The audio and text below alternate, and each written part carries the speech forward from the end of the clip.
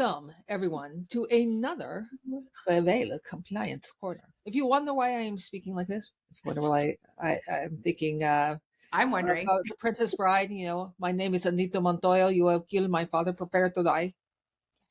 I am the Six Finger Man. One of my favorite movies of all time. Such a great movie. It is a great movie. It really is. And hopefully that's a segue to a great compliance corner. So today we are going to talk about CMMC assessments. Now, that's a pretty broad kind of topic that's all over the place, but specifically, the idea behind today's topic, and hear me out on this, is that the word CMMC assessments gets thrown around a lot. And it's not always clear. Are people talking about self-assessments? Are they talking about C3PAO assessments? Are they kind of getting it wrong and talking about NIST assessments? Are they talking about voluntary assessments? Today, we are going to talk about CMMC assessments. So the type of assessments that will happen when CMMC gets rolled out in the next couple of months. So we want people to be prepared to understand what those type of assessments will be, how they can categorize themselves, and how they should prepare. So Noel, why don't you just kick it off and give the brief overview here, of what today's assessment landscape looks like. Yeah. So today, if you wanted to do an assessment, it's likely going to be a NIST 800-171 assessment because obviously CMMC is not the law, whereas NIST 800-171, as we all know, and if you don't know, definitely watch our DFAR 7012 compliance corner to sort of get a better understanding of that. But as a very high overview, DFAR 7012, one of the requirements inside of it is stating that the company, the OSC, the organization seeking certification, is going to be NIST 800-171 compliant. So it's currently 110 controls in the revision 2 of NIST 800-171. So those assessments you can get done now. And that's also, we'll talk a little bit more about how that kind of is intertwined a little bit, right now also with government assessments. But at a very high level, that's really what those assessments mean right now. We should also add, though, so what you're talking about is for people who are handling CUI. Yes. If you're handling FCI, so Federal Contract Information, which is synonymous with level 1, you're still doing a self-assessment. You're not doing it against the 110 controls. You're doing it against 17 controls. And similarly, you have to also submit that score to the SPRS database. And so that also, if you're not familiar with DFAR 7019 and DFAR 7020 for that matter, I would highly suggest watching those videos that we have as well and getting way more explanation about those. But again, at a very high level, you're absolutely right. So 7019 clause states that you have to have a SPRS score. Basically you're entering into the system for the government. It's the government system that you're saying, yes, I am attesting to this score out of 110 or this score out of the 17 or whatever it happens to be if you have a DFARS 7019 clause. Right. Exactly. Yeah. And just a note too, that those 17 controls in what is called level 1 of CMMC, what you were talking about, for the FCI level, those are from NIST 800-171. It's just 17 of them instead of all 110. Right. So that's being done today as a self-assessment. So going forward, right, when CMMC rolls out, so you'll have to level 1s will still do a self-assessment. The big change will be for level 2s and level 3s. So level 1s will have to do a self-assessment. Why don't we just give a little bit of an overview of what's going on there? Because, who's performing that in-house assessment? How do they know what to assess against? And let's cover that briefly before we just jump into the heart of it, which is going to be kind of the discussion of level 2s. Yeah, absolutely. So, and something to remember too, everyone level 1, 2, or 3 still has to do a yearly self-assessment regardless. So that has to be done for all 3 levels. It's just that level 1 doesn't have to get that third-party assessment that level 2 and level 3 are going to have to get. Right. So when you're at level 1, like we said, those 17 controls that are sort of a subset of 800-171. So you go in, you check those 17 controls. Ideally, it's going to be someone who has the authority and understanding of all 17 controls.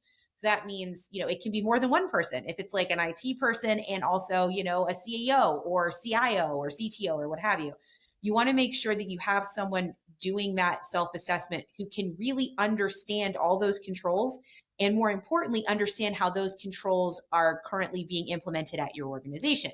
And then obviously if you have a 70-19 clause, you will then go into the Spurs, system and say, yep, this is my score out of the Right. seven. Yeah. Yeah, and there is the self-assessment guide that the DoD CIO's office put out. We'll put a link to that in the notes so that people can know kind of how to assess themselves. And if you look at that document, it says, do you do A, B, C, D, and E of each of these controls, right? Do you meet these assessment objectives? And that's something that we've talked about quite a bit on here, but it's definitely, I'm so glad you brought it up. Remember, those objectives are sort of like think about like the recipe, if you're making a cake, those objectives are like, that's here's the flour that you then need to, beat with the eggs, and like, here's the sugar you need to add, etc. It's really the ingredients to make that control satisfied completely. So it's important If to we look were at guys, we wouldn't talk about baking, but we would talk about like if you're rebuilding your engine, you need to have the spark plugs and you or need building a birdhouse or something. I don't know. IKEA furniture. That's actually a great example. IKEA furniture is awful. It's so hard to put together. It's a little bit better than that, but it depends. All right. Before we get a lawsuit from Sweden thrown our way, Right. because I don't Sorry, know. IKEA. We're sorry. We're sorry. We're sorry, Stockholm. Just kidding. Yeah. So, all right. So that talks about level 1. Level 2, which also has its own assessment guide. Mhm. Okay. So those are what are going to be called. So those are CMMC self-assessments, Yes. and for the most part, those are going to be almost entirely level 1s. There will be some small subset of level 2s that also have to do a self-assessment. It's We're not unclear sure. now. Yeah, we're not really sure. I mean, yes, question Maybe. mark. I'm not Yes, honestly, not. there's not enough definitive information on that. I've heard a lot of as we all have, we've heard a lot of conflicting information over the past couple of years. So I would say possibly that will be the case, but we don't know yet. Yeah. I think the most interesting part here, though, of CMMC assessments is really what's going to happen in level 2. And Oh there yeah. has been a ton written about it and a lot of, I don't know, high levels of stress and drama around it. So the CMMCAB authored the CAP, the CMMC assessment process back in July last summer, sometime. Last summer. Let's go with I think it was Let's go with August, but last summer. sometime last summer. So they authored this assessment document. It's in draft form. We should put that out there because I mean, It's decisional. it's right. It's pre-decisional, but it does offer a lot of a kind of a perspective. While some of the devil is in the details and those might change, I don't think they're going to just say, "Yeah, let's throw it all out." No, I would be very surprised if that was the case. Yeah, Yeah. I would agree. I would say that the bulk of it is probably going to remain the same. Yeah. Yeah. So on that note, right, why don't you start off by giving us a little bit of an explanation of how that assessment, according to the CAP, is supposed to roll out, right? There are 4 phases and Yep. yada, la da da, and Oh yada, yeah. yada, And it, like you said, it has caused a lot of drama and a lot of stress for a lot of people. friendships have been broken over this. People have cried themselves to sleep. I hope not. I hope that's not true. Right. Yeah, it's definitely, it can be a lot. And I'm really glad. So when the CAP came out, the CMMC assessment process, when that came out, that's actually why we started being able to have the joint surveillance assessments to happen. That we're Because having now. that we're having now, that there are companies out there right now. And just very quickly to touch on that, any company now that wants to do sort of like a pre-CMMC assessment, that will in theory be they'll be grandfathered in whenever. So like, for example, if I'm an OSC and I decide to be part of joint surveillance means that it is a C3PAO, a certified third-party assessor organization, and the DIBCAC, which is, the Defense Industrial Base Assessment Group, right? They work together, hence joint. They work together to do an 800-171 assessment. Because remember, CMMC isn't law, 800-171 is. So they do an 800-171 assessment. And the idea being is if you get through the joint surveillance program, when CMMC is finalized, you will then have a CMMC certification at whatever level you got the certification at. I think all of them at this point are level 2, but still something to think about. So when you're doing that assessment, let's say that, you're going through this assessment process, the first phase is sort of like planning and preparing, which is exactly what it sounds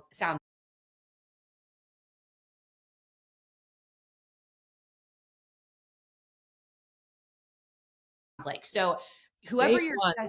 yeah, Go on, phase go one. on, go on. Exactly. Phase one. So, you're essentially having all of those baseline conversations. What is the assessment scope? What kind of documentation do you have? Like, what kind of evidence are you going to give? And a lot of times what C3PAOs that we work with, I've talked to who have done some of these assessments, they will ask for like an overview of a customer responsibility matrix of the different, external service providers you're using. They're going to ask for they can ask for a copy of your SSP at that point. Like, it just kind of depends, but they're essentially gathering that evidence and Right. information at that point. Yeah. And definitely you have like, usually you're going to have some kind of kickoff meeting, between the C3PAO and the OSC, have a conversation, make sure everybody's on the same page. You define who's going to talk to who, like, okay, well, I need people I can talk to about access control. Who would that be at this company? And that's where you have those kinds of conversations. So at a very high level, it's kind of like laying the groundwork and the framework for the rest of the assessment. I think one thing that I found a little surprising by reading over it was this is the phase where the C3PAO, the certifying body, can say, you guys aren't up to snuff, right? So Absolutely. that kind of Absolutely. was a little bit of a, I don't know, a harsh reality. Oh yeah, But and it's a valid point. No, you're absolutely right. The C3PAO, you could go ahead and have a contract in place with them, and you're going to start the assessment. And usually it's about 2 weeks to a month before the actual assessment that you have phase one. You want to have it before the actual assessment for the exact reason you just mentioned. Because if a C3PAO says, hey, I need all this evidence and I need these people I'm going to talk to and I need your CRM and I need this, and your answer is, I don't have that. The C3PAO is absolutely within their rights to say, well, then you're not going to have an assessment. Come back to us in 6 months, like, right. or whatever timeline you decide. So yeah, that's an excellent point. So would you have had to already pay for the C3PO and you're just SOL? So it kind of depends on the C3PAO and the agreement between, because it's two private companies, right? So there can be any kind of agreement. You Right. definitely could have an agreement with the C3PAO that says, well, we'll pay you once we have the readiness assessment, or whatever, not readiness assessment, the phase one. I don't know. It really depends.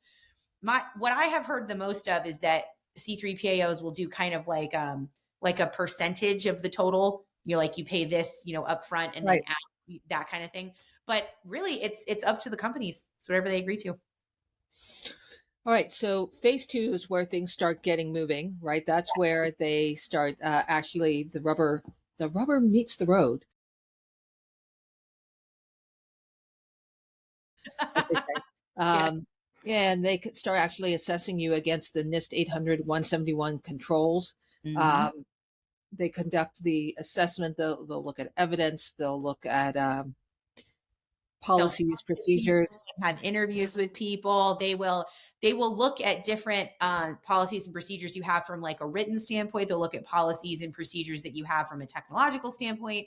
A lot of times they're going to look for evidence, like for example, just as an example, if 3.1.1, I believe, is like limiting people's access. Okay, well, and a way that they could do that, as like, if, so I'm a CCP, right? Which means that I could be on an assessment team and ask these types of questions. So one of the questions I'm probably going to ask is, hey, can I see your SSP? What do you have written for 3.1.1? And I'm going to look at 3.1.1, and whatever it says you're doing, I'm then going to ask you, okay, well, where are those procedures? Where are those policy documents? I'd like to read those. I read through those. Okay, great. Well, it says here that this person is the one who's responsible for this. Where is that person? I would like to talk to them. Have a conversation with that person and ask them questions about this. And then on top of that, I could also ask for an access list that's in, Microsoft 365 or Prevail or whatever Right. system that you're using. Got it. All right. So one other thing that I think is important to discuss in phase two is the existence of POAMs, right? Yes. So plan of action and milestones. So there might be a case where you haven't met all 110 of your controls. There might be a couple that you are, I don't know, getting the final lines, I's dotted and T's crossed. Yeah. What is the status of POAMs under phase two? So that's a great question. So as everybody remembers, in CMMC version 1, there were no POAMs allowed. It was 100% or it was nothing. So obviously there were quite a few people in all of this CMMC craziness, myself included, who thought that was kind of a bit extreme. So Yeah. version 2, and it is. So in version 2, particularly harsh. yeah, it's a little bit over the top. I get that we're trying to keep everybody safe, but like you got to also be able to actually get all this stuff done. So in version 2 of CMMC, it came out that yes, you can have poems. However, in the cap, it actually describes what that really means. So there's about 52 or 53 of the 110 controls from NIST that can be poemed. Now, I say this with like a very much of like a grain of salt and underlining can. Can is based on, first of all, the discretion of the C3PAO. Right. So let's say that one of those controls you don't have done, and in combination with something else, the C3PAO feels like that's too much of a risk. They can say, no, you can't poem that. They can do that with anything. They can say no poem to any of that stuff.